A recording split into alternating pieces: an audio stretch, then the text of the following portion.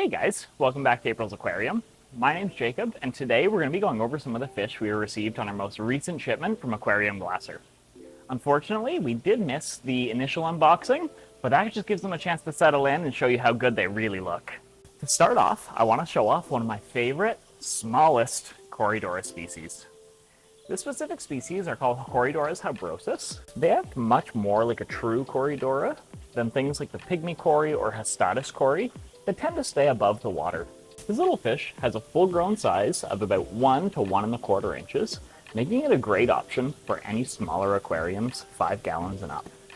Strongly recommended to have at least a group of 3 of these small cory. The more you have, the happier they tend to be. The next little fish we're going to be taking a look at is actually one that I've been looking for my entire time in the hobby, the Everglades pygmy sunfish. This nano fish, generally staying less than 1 inch long, is a great example of how tiny aquariums can have really interesting, beautiful fish. This female specimen we're looking at here has a ton of blue in her body, and the males will be a much darker color, getting a rich blue. This little nano fish is actually really unique. As it comes from Florida, it can tend to handle much cooler temperatures, meaning they can not only go without a heater, but are often kept outdoors in the spring, summer, and fall.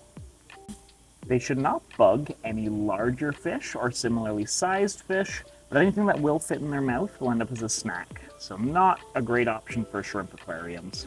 If you've been looking for a bright, relatively small, really effective algae eater, look no further than the snow white bristlenose. Bristlenose historically have been known as one of the best algae eaters in the hobby, generally maxing out from 4 to 6 inches. They're going to be a great option for any aquariums 20 gallons and up. While you will have to supplement their diet with things like algae wafers, zucchini, and even green beans, they'll do a great job keeping your tank algae free. Coolie loaches are a fish that have been kept in the hobby since the very beginning. This species, though, has been kept a little more infrequently. This specific type of coolie loach is generally referred to as a dwarf coolie loach. Being, to the best of my knowledge, the smallest species of coolie, they're about full grown here at 2 inches. This makes them a much better option than the standard coolie loach for smaller aquariums, because not many people realize regular coolie loaches will max out around 4 inches. Meaning these smaller, very similar fish will make a much better option for any aquarium 10 gallons and under. The next little live bear we're going to take a look at are called dwarf mollies, or Pasilia chica. They stay close to half the size of a regular molly, getting to a full-grown size of about 2 inches. The males develop a beautiful blue iridescent color and get a quite dark tail, whereas the females will get a similar iridescence, but staying a little more gray than blue. They're a great option to change up your live bearers in your aquarium and give a new species a try. While the blue carry tetras are a species we carry almost all the time because they're a great option for a bright, active, sparring little fish for 15-gallon aquariums and up. But we now have the super blue carry tetras. Being so deep blue, they're almost a purple color. As they mature up, they'll likely get a little bit of orange throughout their fins. This striking purple color is very unique and not something you see often in aquarium fish.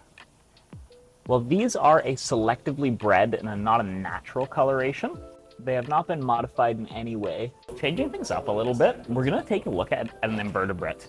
In fact, one of my favorite invertebrates, the vampire shrimp. Being a much larger shrimp than you'll typically see, I've seen specimens between 8 and 9 inches. They're a very long-lived shrimp and will grow semi-continuously throughout their life, though slowing down as they do get older. They feed in a really unique method by catching particles of food and debris out of the water, and then actually putting it in their mouth with those large fan hands that they have. This unique species will find one spot in your aquarium with a high amount of flow and a good amount of cover and stand there continuously. He will own that part of the aquarium, and anyone that gets in there will be sure to know that it's his spot. Though not harmful, they are bossy. Historically, zebra and leopard danios have been a very popular fish in the aquarium hobby. But to change things up for smaller aquariums, we have a great option here, being the dwarf spotted danio, or Brachydanio nigrofasciatus. Staying about half the size of a classic zebra or leopard danio, but giving you that very similar appearance, as well as behavior, they're a great option for any aquarium 5 gallons and up. With a full size around 1 inch, occasionally getting slightly larger, you can have a large group in an aquarium 10 gallons and up to give you a very, very nice schooling, shoaling, active tank. While we were only able to show off a handful of species that we received in the shipment, there's actually 30 species that have never been in store before. We really hope we were able to show off something that you've never seen before, and you're able to see something you've never seen before next time you're in store. Thank you for watching, and don't forget to subscribe!